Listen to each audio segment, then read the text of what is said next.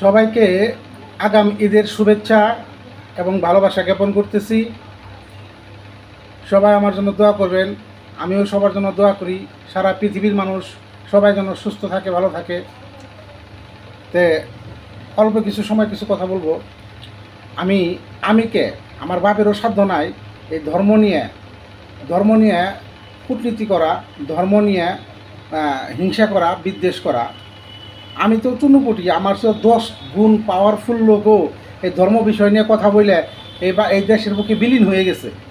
আমি ধর্ম নিয়ে কখনো কাউকে ছোটো করবো না, তার ধর্ম নিয়ে আমি কোনো কূটনীতি করবো না, সেই দুঃসাহস আমার নাই, আমি দেখাবো না।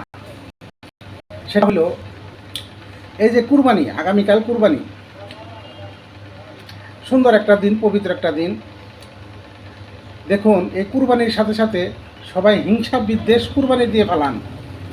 এই পশু কুরবানির সাথে সাথে মনের যত হিংসা বিদ্বেষ সব কুরবানি দিয়ে ফেলান। আমি একজনের কাছে টাকা পাই, সে আমাকে কথা দিয়ে কথা রাখে নাই, অথচ সে হাটে যায় গরু কিনতে গেছে, কুরবানি দিবে। জানি না আল্লাহ পাক তার কবুল করবো কিনা আমি জানি না। তে সিনার মাংস, পাছার মাংস কত মন, 2 মন হবো না, 1 মন হবো না, 1.5 মন হবো না। আমার হলো এই সিনার সামনের মাংসটা পছন্দ, এই সিনার মাংসটা আমি নিব।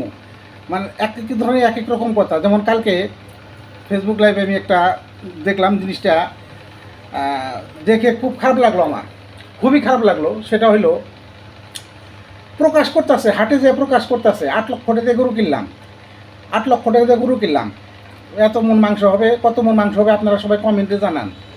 দেখায় গরু, দেখায় 8 লক্ষ টাকা দিয়ে গরু কিনছে, 5 লক্ষ টাকা দিয়ে গরু কিনছে, 2 লক্ষ টাকা দিয়ে গরু কিনছে, জাহিরি করে।